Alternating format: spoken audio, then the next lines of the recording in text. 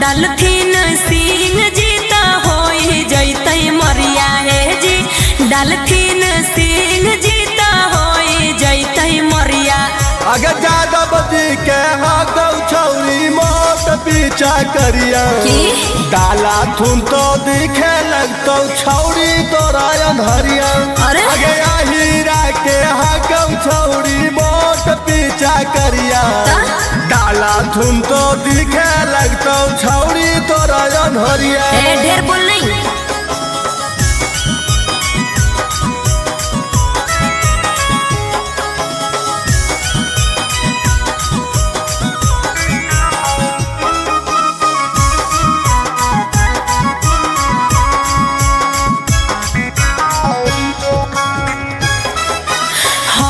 हमरा रंग से बड़ा एलर्जी जी। हमरा पर चला हो ना जादो जी मरजी जी। ए जी ऐसे नहीं कहो। मुहमा से ना बोलेंगे छौरी लवर लवर गे। जैता माताई गोबरवा करन तू सवर गे।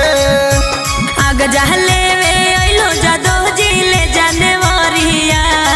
आगे हीरा के हाकम छौरी मोट पीछा करिया। डाला थुन तो दिखे लगतो छौरी तोरा अंधरिया।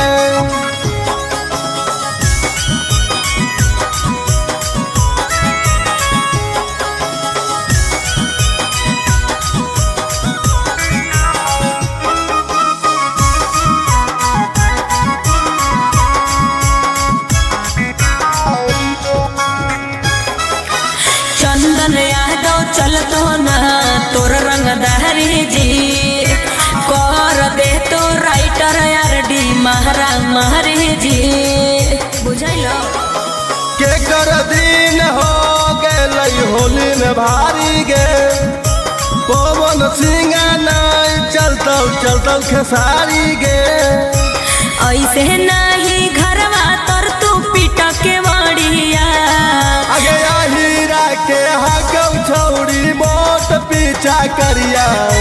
डाला थुन तो दिखे लगतो छौरी तोरा अंधरिया।